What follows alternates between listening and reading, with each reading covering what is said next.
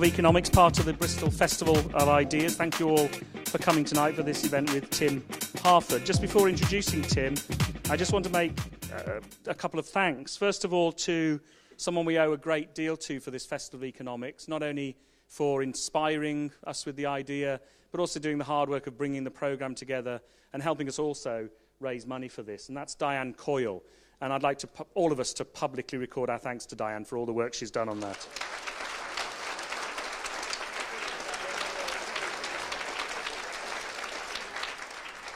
Secondly, I'd like to thank the sponsors who support our work, the Royal Economic Society, who are supporting not just the festival, but also the live webcasting of the festival, the University of Bristol, the Economic and Social Research Council, Princeton University Press, Joseph Rowntree Foundation, the Government Economic Service, and Wiley.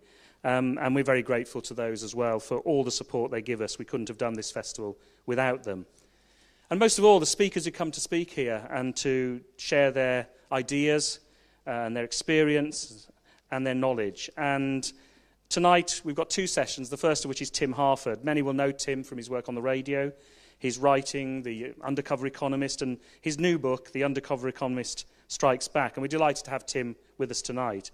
I should add, Tim is giving another lecture to the Royal Economic Society on the 28th of November, which is the annual public lecture, and that will be streamed live, which again you can sign up via Wavecast, partners in the live streaming to that as well. And Tim has assured me that the two lectures will be very different. So if you want the complete experience, you need to go for both. So it's a great pleasure to have back in Bristol someone who's been a good friend to us in the festival, Tim Harford.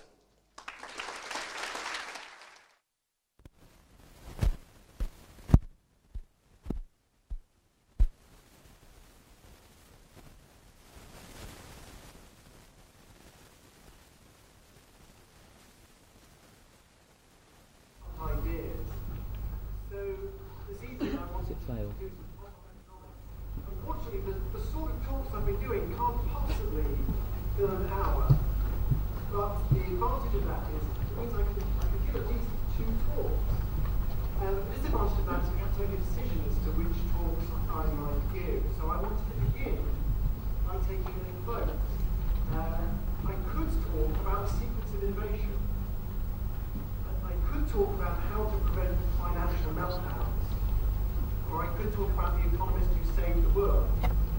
And I probably have time to do two and take a few questions. So I just wanted to get a show of hands. So it's going to be secrets of innovation, how to prevent financial meltdowns, or the economist who saved the world. So we'll have a show of hands for the secrets of innovation, please. Okay. And I have a show of hands for how to prevent financial meltdowns. Okay. I have a show of hands for the economist who saved the world. Right. That count. Oh, we got problems down at the back. We're doing this. Better at the back? Yeah. Better at the back. Okay. So there was a vote. You don't need to worry about the details. Why don't I begin by talking about the secrets of innovation, and then I'll take another vote to see if we have a tiebreaker. So I started thinking about this. Well, one of the things I started thinking about was about British Olympic cycling, to be honest. Did anybody manage to get down to the velodrome during the Olympics? Did anybody see the Olympics at all? On telly, maybe? Yeah, two people watched it on television. Excellent. Okay. Great. I didn't get to the velodrome. There was a queue. People wanted to go along, and people wanted to go along because the British Olympic cycling team was completely awesome. I don't know if you were keeping count. The statistical side is something that obviously is very dear to my heart.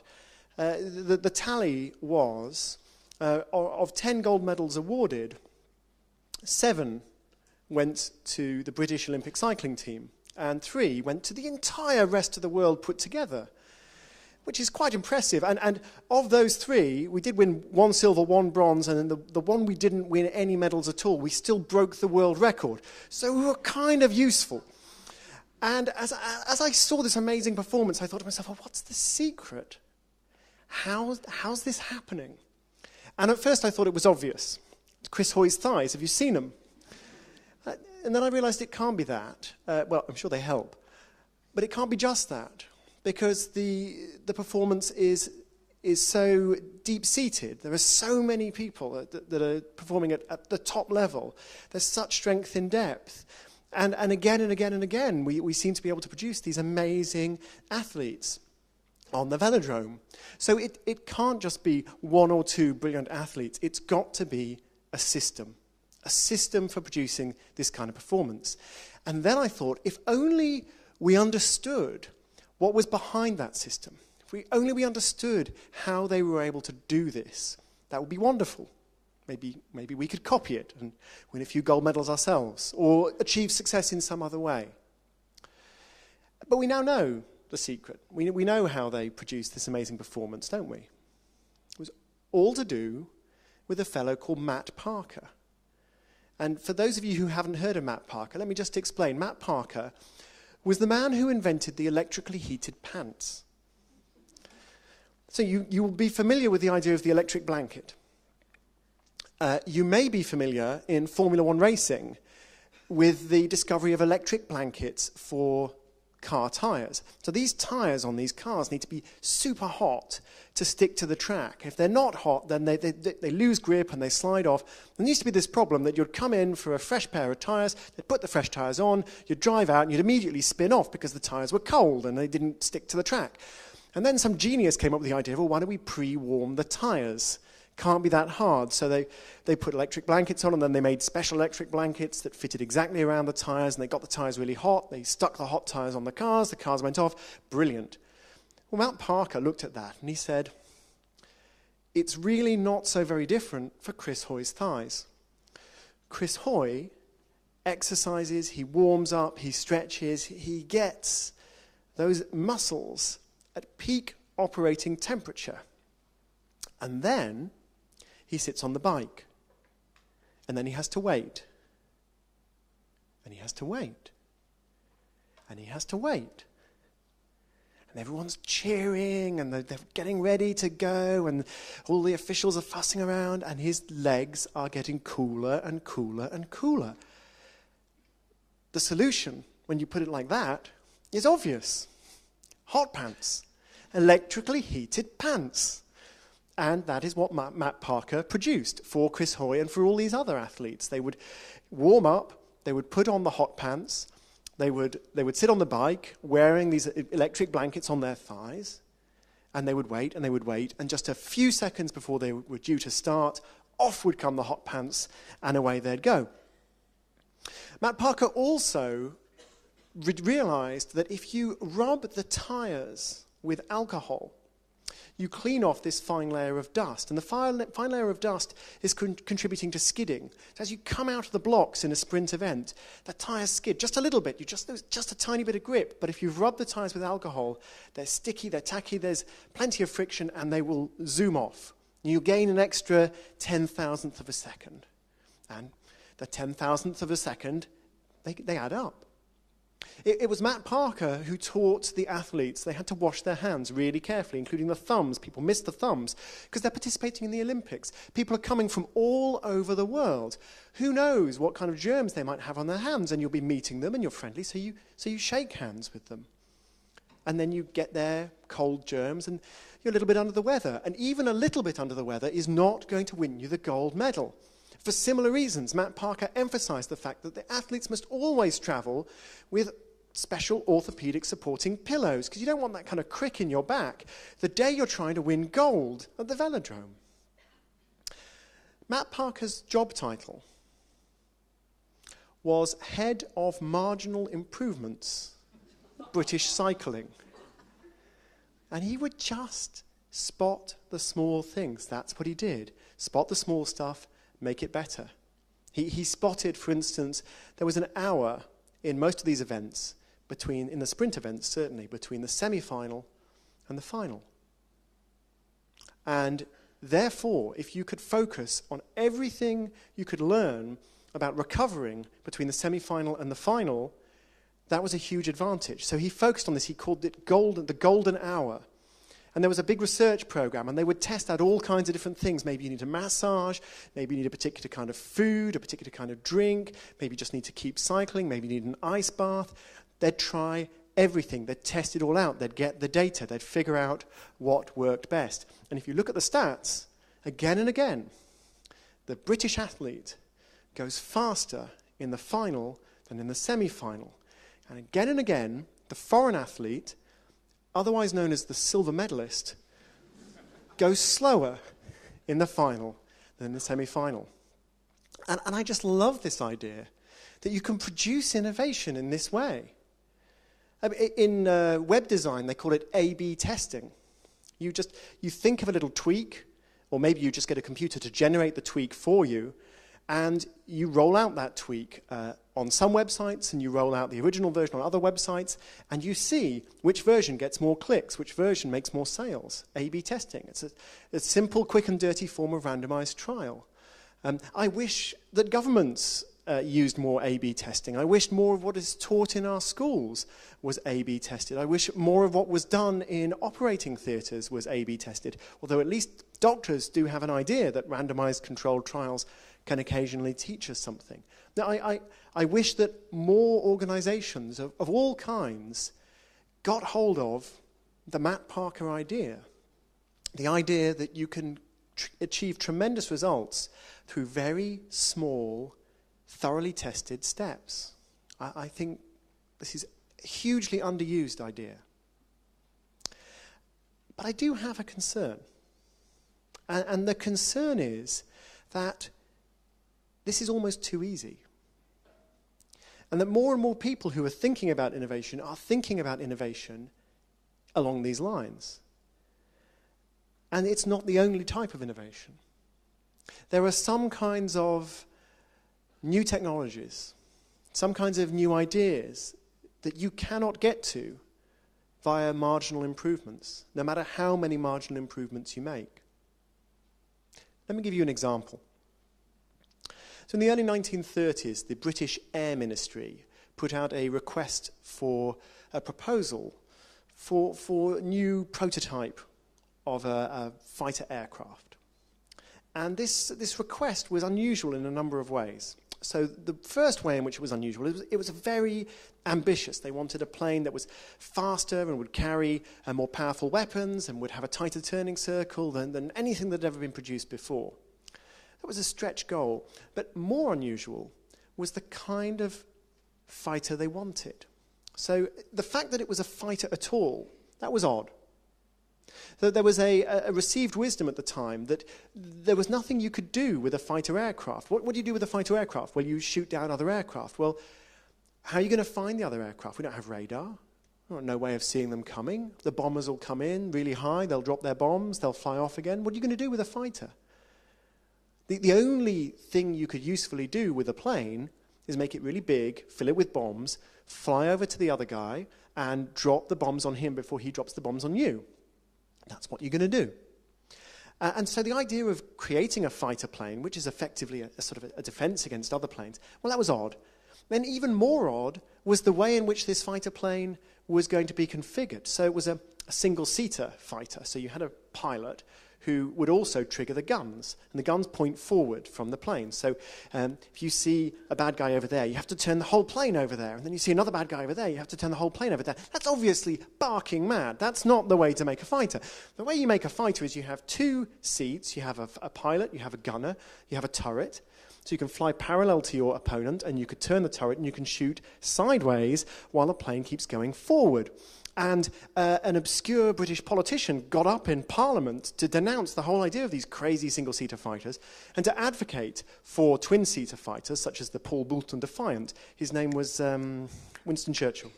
And so it was odd that the Air Ministry were going out on a limb to commission this kind of thing. It was a weird plane to fight a war in a way that no one expected the war should be fought, and to do it in a very strange way. And the designs came in, and they were all terrible, really, really terrible. And so the Air Ministry kind of gave up. I thought maybe they could outsource it or something like that. And then months later, a prototype proposal came across the desk of an Air Ministry official called Air Commodore Henry Cave Brown Cave. Like, I'm imagining a moustache like that. And Air Commodore Henry Cave Brown Cave looks at this thing. It's from a bunch of crazy guys on the south coast of England in Southampton. The person who set up the company is this weird independent MP, mostly famous for libel cases concerning lesbianism, and his idea that the country contained 55,000 perverts, and these perverts were being blackmailed by the Kaiser, and that's how Germany was going to defeat us in the next war, through the deployment of pervert blackmail networks. And he was convinced of this, and so this was the guy who ran this company. So it was really, really very weird, and this design comes along.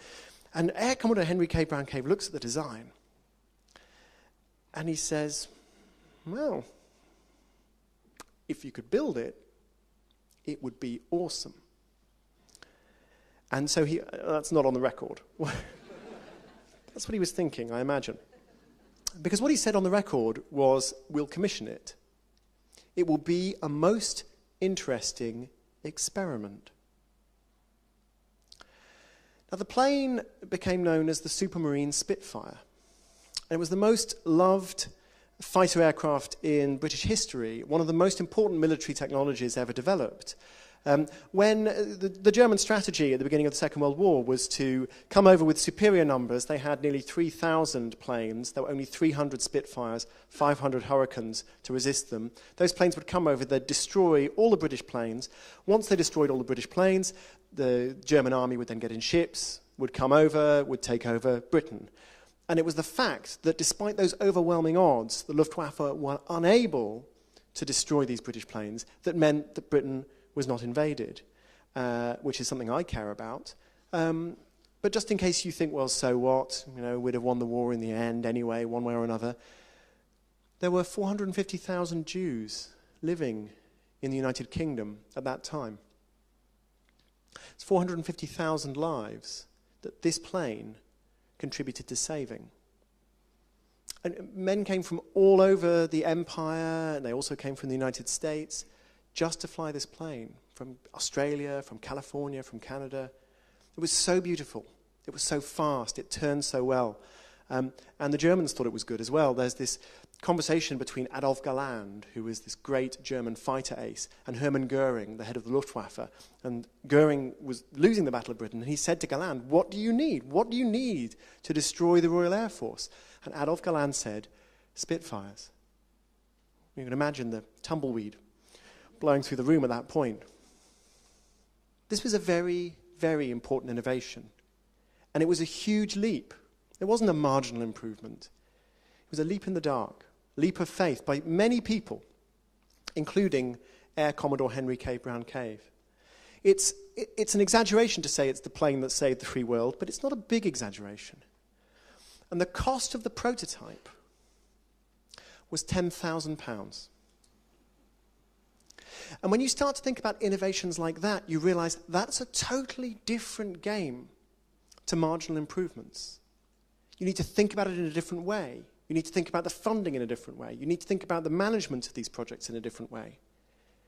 Long shots and marginal improvements, they're both vitally important parts of innovation. They both fit together beautifully. First you make a long shot, you discover something totally new, and then marginal improvements make it better and better. After the Spitfire was invented, it was subjected to 20 generations or more of marginal improvements. But you need both. And one of them, the Matt Parker approach, it's kind of easy. You come in every week, you look like a genius. You've made one more little improvement in the speed of Chris Hoy. The long shot innovator looks like a loser. Week in, week out, year out, he keeps coming back with some crazy idea that didn't work, because that's the thing about long shots. Most of them don't work. So I'm worried, because I'm worried that the way we think about innovation, the way that we fund innovation, the way we support innovators, doesn't sufficiently reflect the significance of long shots. To give you a sense of what innovators face, let me give you one story from the early 1980s. And a scientist in the United States called Mario Capecchi submitted a proposal to the National Institutes for Health to do a fancy gene thing. And specifically, the fancy gene thing he wanted to do was to take a single gene on a mouse's genome and replace it with an alternative gene. So that's the equivalent of going into a room this size full of books and finding a single page on a single book, a single paragraph on that page, a single sentence in that paragraph, and replacing that single sentence. But the whole thing is being done on a molecular level. You're going to need more than tweezers and a magnifying glass to do this. This is a difficult job. This is nearly 35 years ago. And when the National Institutes for Health got Mario's proposal, they thought it looked like science fiction. See, the National Institutes for Health, it's a very, very important organization, funded all sorts of vital work, but they're really into their marginal improvements. They're really into to finding the next small breakthrough, the next small advance, confirming that what they think they know, they really do know. And that's important. That needs to be done. Matt Parker proved you can do amazing things with marginal improvements, but it's hard to find the space for the long shot. And what Mario was proposing was a long shot. And so what happened was the National Institutes for Health turned to Mario and said, well, you're a great scientist, you run a great lab, we're happy to keep funding your lab, but we don't want to fund this mouse stuff. Just forget about the mouse, Mario, okay? So Mario had to decide what to do. And to give you a bit of background, Mario grew up in northern Italy just before the war. And his first memory, the age of 3.5, was the Gestapo knocking on his mother's door, arresting her and taking her away to a concentration camp, probably Dachau. He spoke German. He knew what was happening. And his mother was a political dissident. She was opposed to Mussolini. She knew something like this was going to happen. She was separated from his father. They'd never married. He was a violent man. She didn't want him anywhere near Mario. And so she'd made provision that Mario would be taken care of if this sort of thing happened. And for a year or so, Mario was looked after in the local village. And then something happened. We're not quite sure what. Mario doesn't remember. But somehow he ended up on the other side of Italy in the care of his father.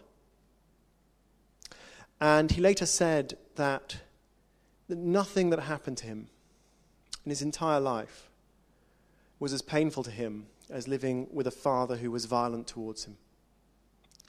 And he lasted 6 weeks, and then he ran away. So he was the age of 4.5. Mario was a street urchin in wartime Italy, in and out of church orphanages, in and out of street gangs, stealing food to stay alive. He spent the whole war like that, and he ended the war with dysentery in an Italian church hospital. No clothes. They couldn't give him clothes because they knew if they gave him clothes, he'd run away. So just a blanket, a little bit of bread each day, a bit of chicory coffee. Many Italian orphans died in those conditions. And on his 9th birthday, a woman arrived at the hospital, and he didn't recognize her. The reason he didn't recognize her was because after spending the entire war in Dachau, his mother had completely changed. She dressed him up in this traditional Tyrolean costume, the sort of Robin Hood cap with a feather in it, and she took him to America, where she had relatives. So he spent more than half his entire life feral. He speaks no English, and he arrives in America. Obviously, what happens in due course is that he goes to Harvard. Took a while, but he got there, at least 10 years. And in Harvard, he studied under James Watson, the co-discoverer of DNA. And he was really interested in this cool new molecular biology thing. And he said to Watson, I want to study molecular biology. Where should I study it? And Watson said, actually, I can't repeat exactly what Watson said, because there may be young people present. But the gist of what Watson said is, well, you should study molecular biology here at Harvard. You'd be crazy to go anywhere else. And Mario did study under Watson for a couple of years. Watson later said, he achieved more in those 2 years than most scientists achieve in a lifetime. Then he left. And the reason he left, I think, is absolutely fascinating. He said that Harvard had become a bastion of short-term intellectual gratification. Too many smart people trying to impress too many other smart people in a hurry. Too many marginal gains. And Mario said if you wanted to do really deep, important work, you know, the long shots, you needed some time and some space. And so he went to Utah. He set up his own department of molecular biology. So this is the guy who, in the 1980s, gets a letter from a bureaucrat at the National Institutes for Health saying, bit risky, Mario. Well, you know what happens. You know how the story ends. You know how this story ends. Mario takes the money. He spends it on the knockout mouse project. He knocks out the gene. He creates the knockout mouse. He wins the Nobel Prize in 2007. He gets a letter of apology from the National Institutes for Health saying, thanks very much for not following our advice. We're very glad you didn't. But that's too easy. You know, we bring ourselves up on these stories of stubborn geniuses, and the question I want to know is, what about the geniuses who aren't stubborn? What about the geniuses who are a little bit cowardly, a bit nervous, financially insecure, worried about their careers? What happens to them? Because the way we seem to have set up the system is that we want the innovator to take all the risks for the long shot, while we enjoy the benefits if the risk pays off. And that's not fair. There is a solution. And there are probably more than one solution, but let me tell you one. Simply the way that you give grants can be changed. If when you give grants, you set aside some of that money for stuff you think will not work. And we know this because there's a very interesting comparison between the National Institutes for Health, which, again, I stress, is a wonderful and very important organization. The marginal improvements are vital. Contrast the National Institutes for Health with another funder of medical research, the Howard Hughes Medical Institute. And the Howard Hughes Medical Institute is it's a non-profit. They've got a lot of money. And they fund medical research too. And I mean, in some ways, it's very unfair to make a comparison. The Howard Hughes Medical Institute are in a very different situation. They're funding very different kinds of projects, et cetera, et cetera. But there are a couple of economists, actually 3 economists, who tried to make a very careful statistical comparison, really trying to pick out like with like, to take scientists entering a particular program in the National Institutes for Health with scientists entering a particular program in the Howard Hughes Medical Institute, where they were at similar stages of their careers, they had similar track records, similar publication records. They looked identical as far as the economists could tell. Some of them were being funded with this, quite process-driven and checklist-oriented National Institutes for Health marginal improvements approach.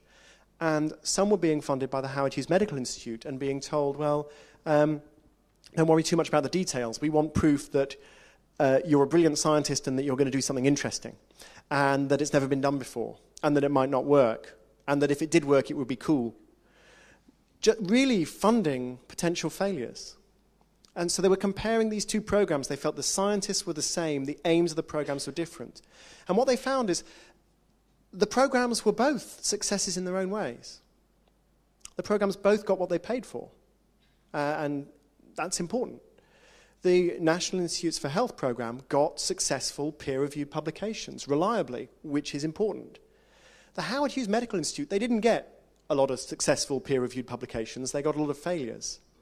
But if you redefine success as extreme success, if you talk about publications that were in the top 1% most cited in the journals, or if you talk about research that led to major prizes, then the Howard Hughes Medical Institute record, the success rate was higher. So the National Institutes for Health avoided failure. The Howard Hughes Medical Institute had loads of failure, but they also had the biggest successes. And we need both. We absolutely need both. I'm not saying we should abandon the National Institutes for Health model. What I am saying is that model is very seductive. It's very easy to fund projects that you know will succeed. It's very hard to be Air Commodore Henry K. Brown Cave. And it's even harder to be Mario Capecchi. Thank you very much.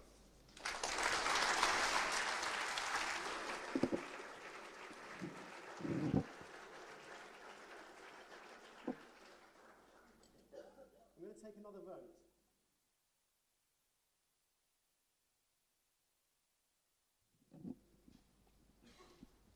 You may remember the choice was preventing financial meltdowns or the economist who saved the world.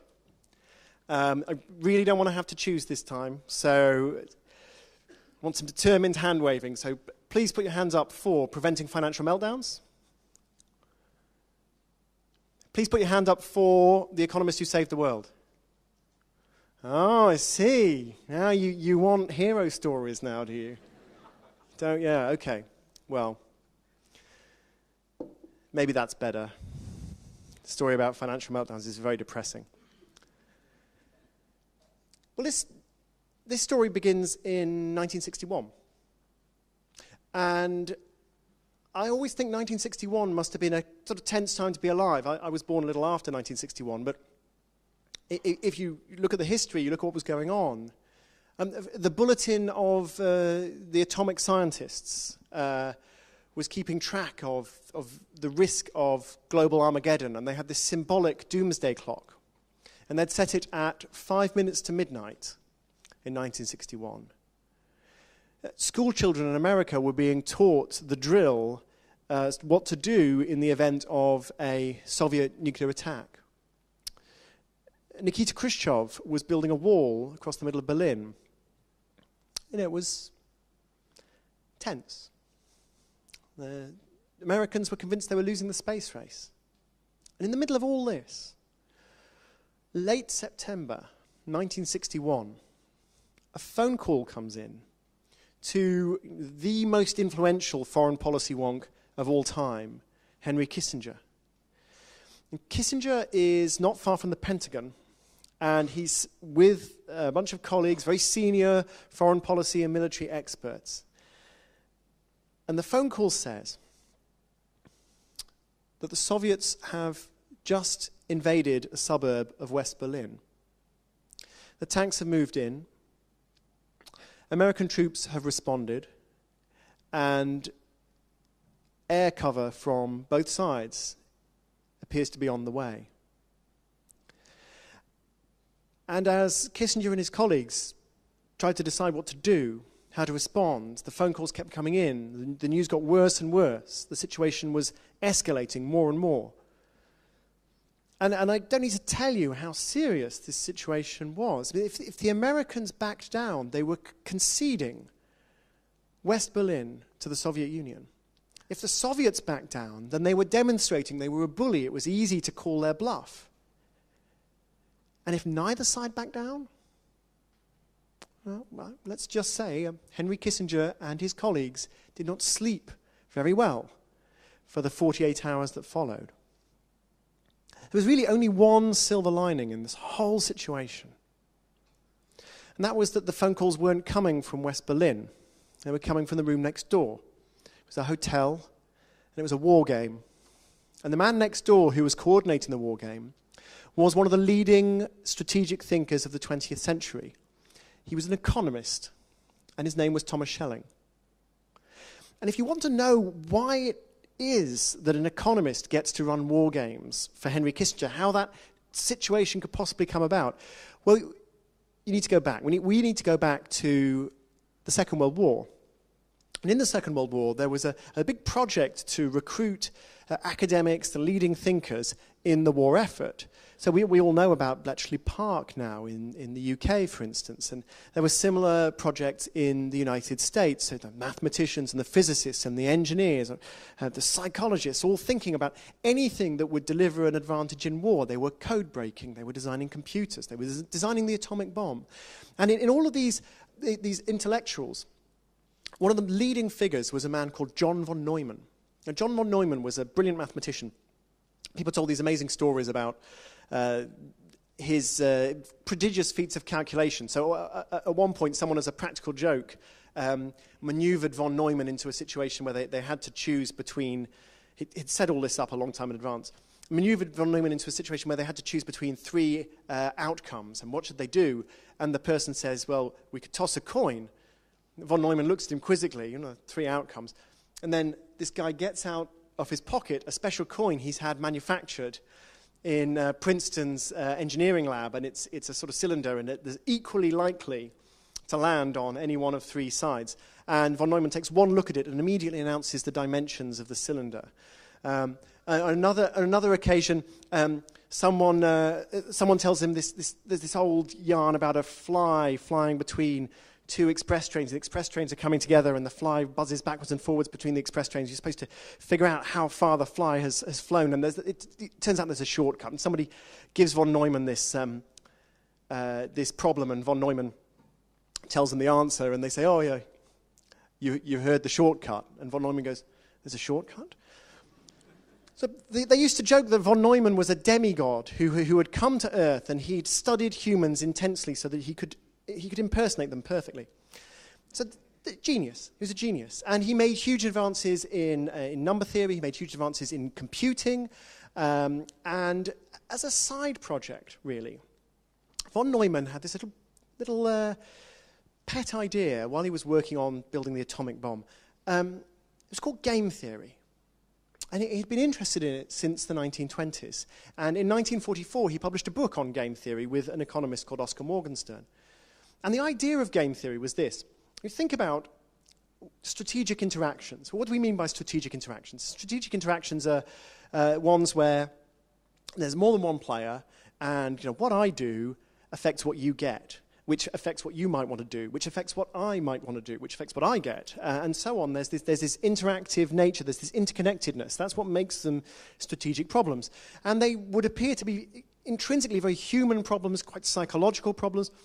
And von Neumann wanted to take these problems and turn them into mathematical objects where they could be solved. You could put in the parameters, and game theory would give you an answer.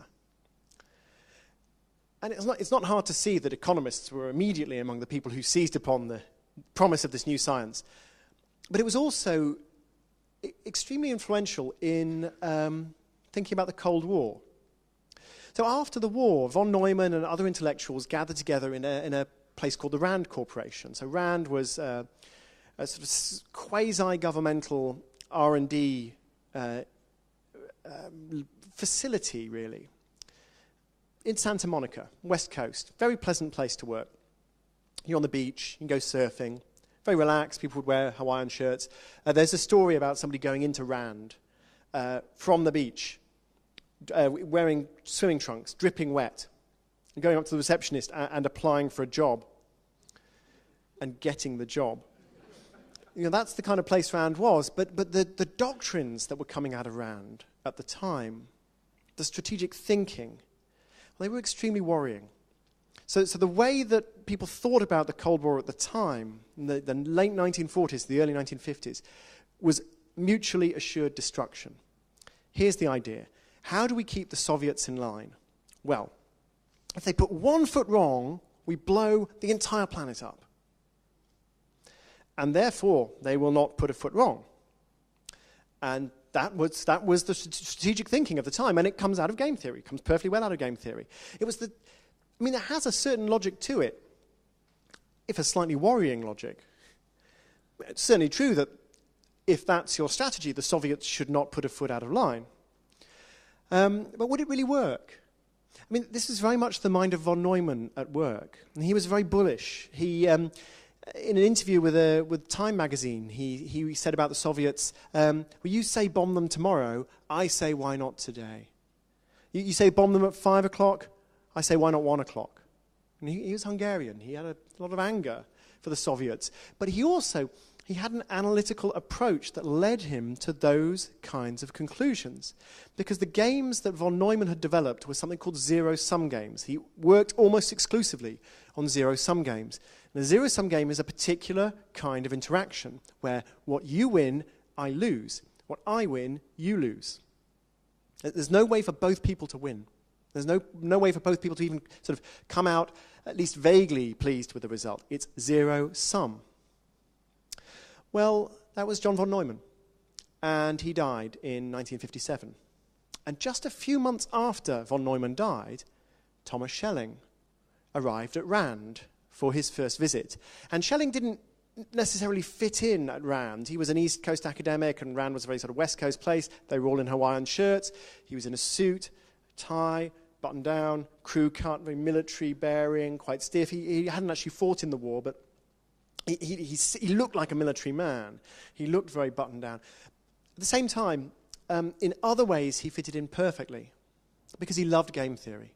Absolutely loved it.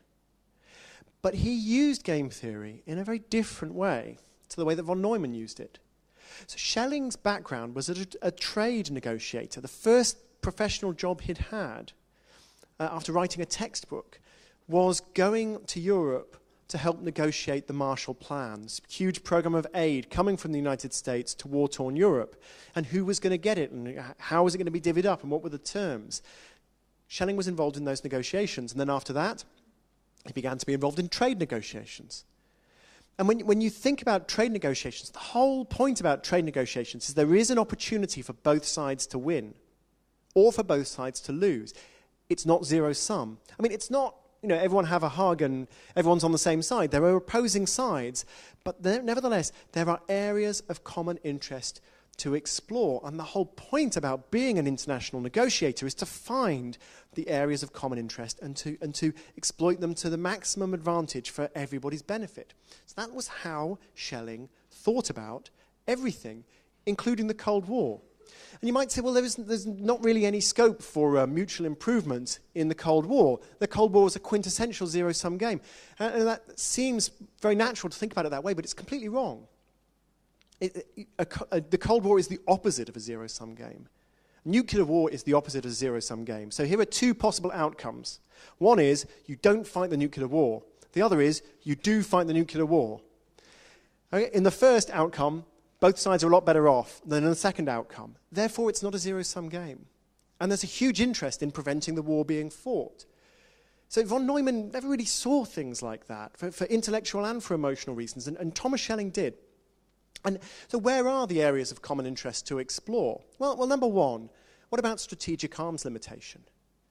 So these great powers had huge stocks of nuclear weapons, and you can see why you would want a nuclear weapon, or 2 or 10, if the other guys got some.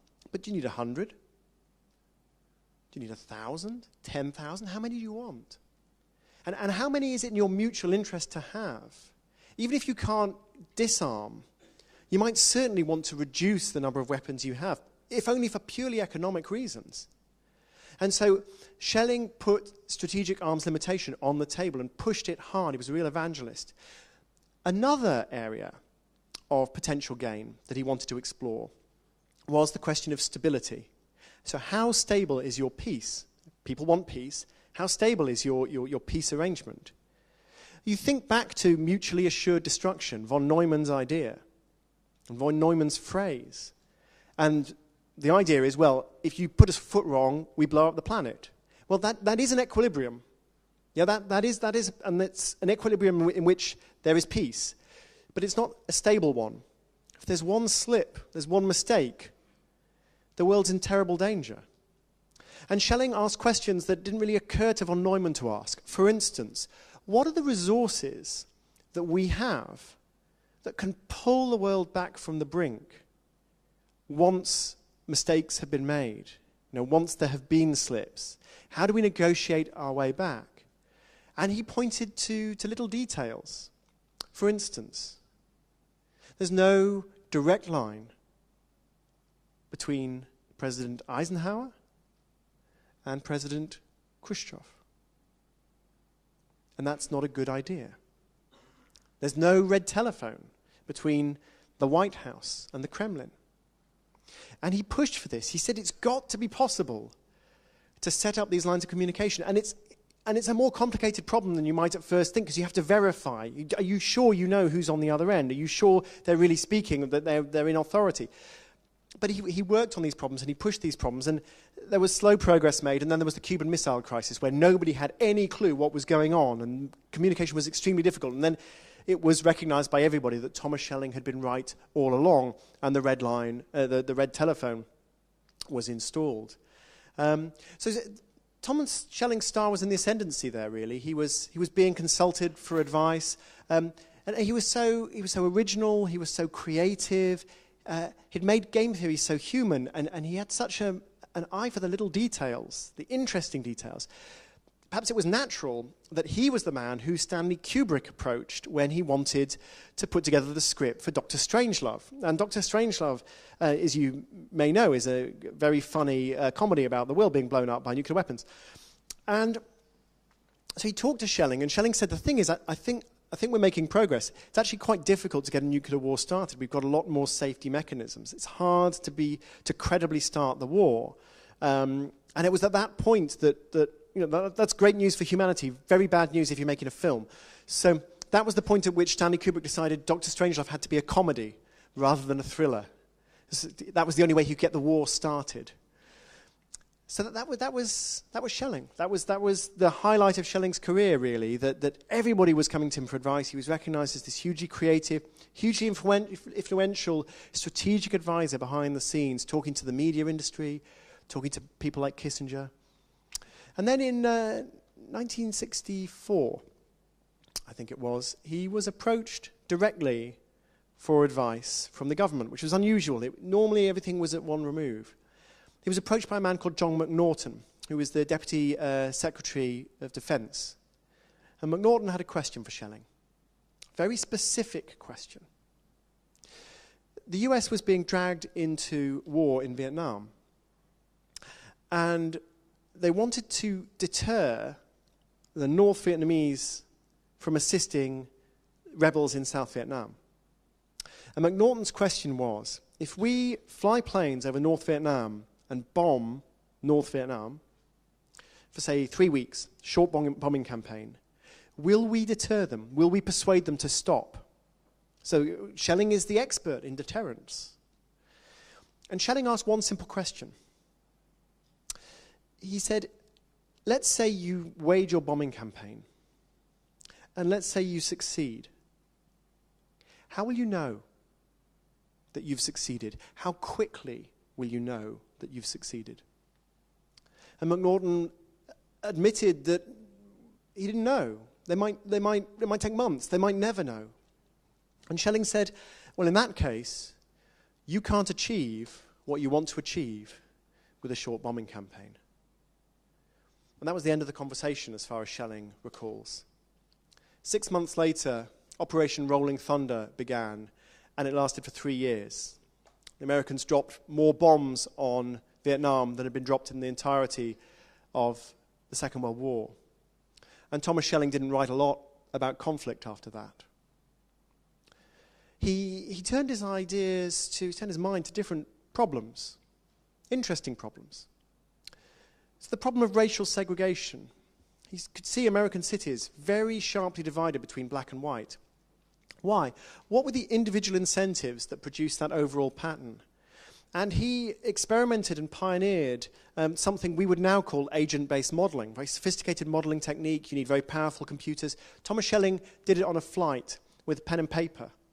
And then when he got home, he put out a chessboard with some pennies and some nickels and moved them around to show how individual incentives, when you put them together as an interesting computational problem, they can produce very surprising collective results. He wanted to use game theory to help himself give up smoking. And he smoked quite a lot. He was embarrassed about it. He felt ashamed in front of his children to be smoking. And so he deployed game theory. It's a two-player game, right? The me who wants to stop smoking and the me who wants another cigarette. How do I use what I've learned in Cold War strategy to quit smoking? And he was a behavioral economist before anybody had invented the term behavioral economics.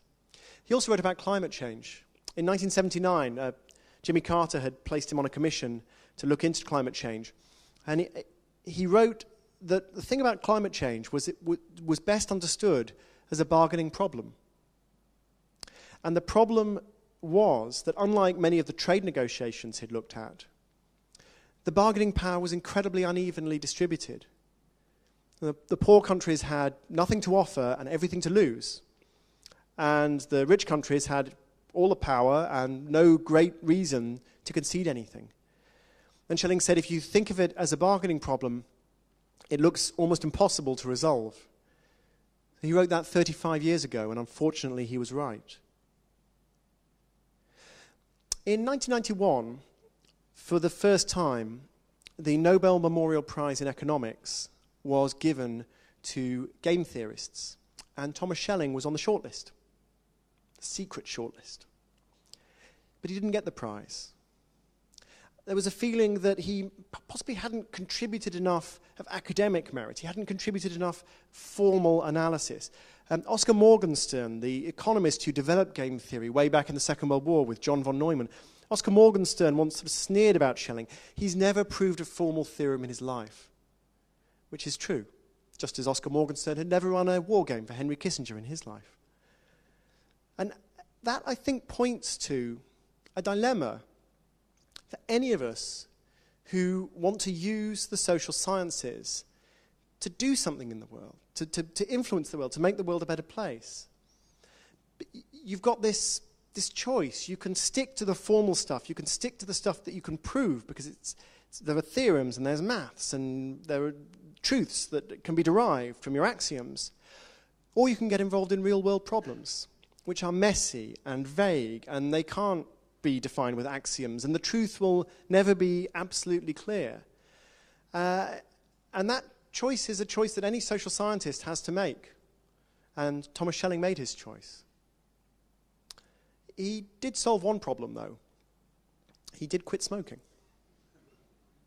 And maybe that's why he was still alive at the age of 84. He's still alive today. He's in his 90s. He was still alive at the age of 84 when in 2005, the Nobel Memorial Prize was again given to game theorists, and Tom Schelling was one of the recipients. And there's a lot of affection for Schelling in the economics profession. And the word went around a little bit after he was given the Nobel Memorial Prize in Economics that maybe he shouldn't have been given the economics prize. Maybe he should have been given the prize for peace. Maybe the reason we're all here, enjoying life in the 21st century, and this isn't just a pile of rubble infested with cockroaches, is because of Thomas Schelling. Or maybe not. Maybe he was just a warmonger whose bunglings led the United States deeper into Vietnam. I genuinely don't know. I don't think Thomas Schelling knows. And that's the thing about the social sciences. You can ask really good questions, but sometimes you won't ever get an answer. And nobody understands that better than Thomas Schelling. Thank you very much.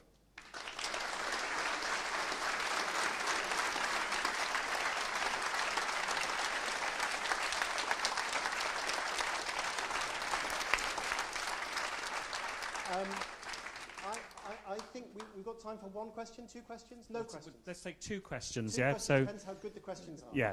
But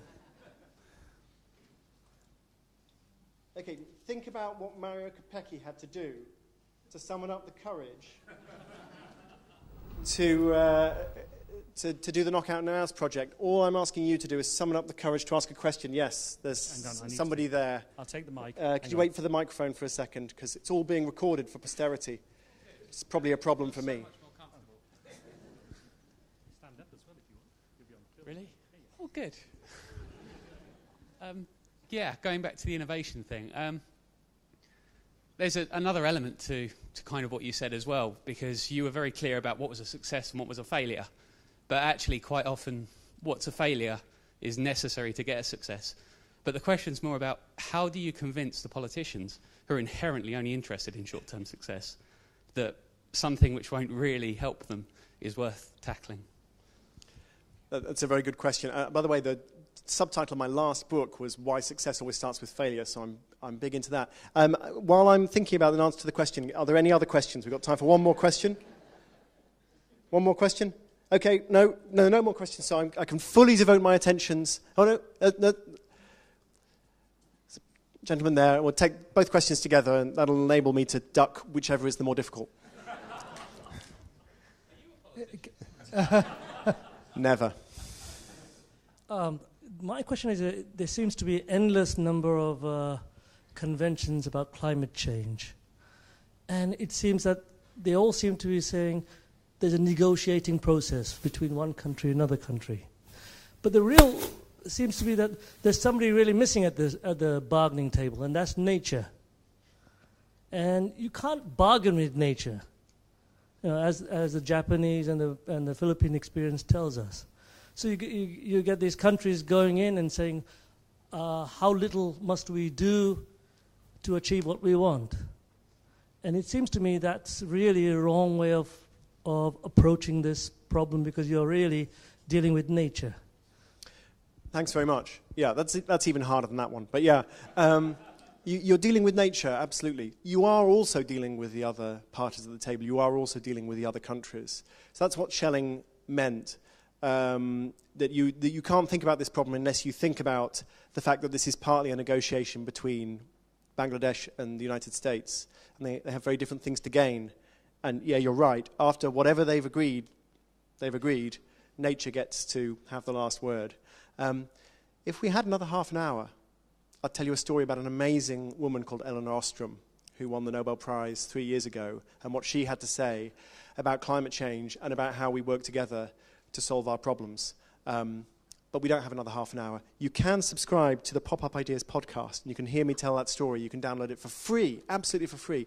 To come back to this gentleman's question about innovation and politicians, it's hard enough even to get politicians to do the marginal improvements thing. It's shocking, really, because they don't want to try out 2 or 3 different alternatives, only one of which is going to be the best, because that would imply uncertainty, and uncertainty doesn't sell at the polls.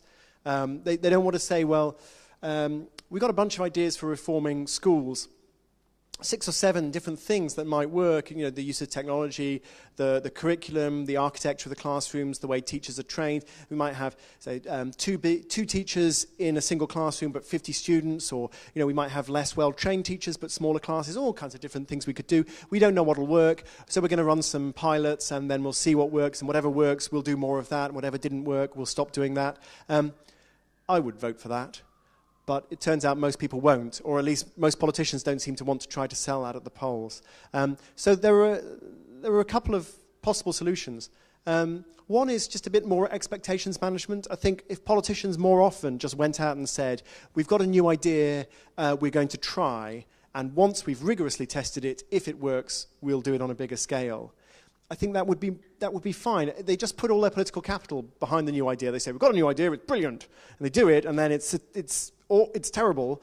And they don't want to measure the results because they know the results might not look good. So it's a totally unscientific process. So just a bit more expectations management. The other clever thing that Downing Street has started doing, I spoke to David Halpern a few years ago when I was working on my previous book, Adapt, which is all about experimentation and failure. And I said, why doesn't the government run more experiments? And he's been an advisor to Tony Blair, been an advisor to David Cameron, and he said that it takes too much time. That's the problem. It might take 5 years to produce the result, by which time the minister's out of office and someone else has got the job and someone else reaps the benefits. And so we discussed how we might sell that, and he solved that problem himself. He just figured out all you need to do is run experiments where you get results super, super quickly. So they now do experiments where they'll send text messages to people saying, there's a county court judgment out against you, you may want to pay the fine because the bailiff's coming tomorrow. See whether that works over not sending the text message. Oh, turns out sending the text message really works versus what we did before, which is not sending it. Or just the way you script letters to people. You send letters to doctors saying, you know what, 90% of doctors pay their taxes on time. You don't seem to be one of them yet. You may want to do something about that. Does that work? Turns out it does. And you get results super quickly, 6 weeks, 2 months. And having made the case for running a few experiments, I mean, this is different from the case for long shots, which is much harder, but having made the case for a few experiments, now you've got ministers saying, oh, maybe these guys can actually solve my problems, and maybe I'm willing to give them more time. Maybe they can have 2 years, or 5 years, or the 20 years it would take to evaluate an education program. So there is some slow progress there. And in the end, it's down to us. We get a vote. We should vote for more uncertain, self-effacing, experimental, I don't really know what works, politicians, rather than the bunch of cowboys who currently tell us that they have all the answers right now. It's in our hands. I'm signing some books for a local bookseller back there, if people would like me to sign books. Very, very nice Christmas presents. Delighted to do that. I hope you're all staying for other cool events at the Festival of Economics. Do please sign up for the Royal Economic Society public lecture on Thursday. It's free, and I think it's free, and it's going to be great. And I'm not going to talk about anything I talked about tonight. It's been lovely talking to you. I'll shut up and get off the stage. Thank you very much.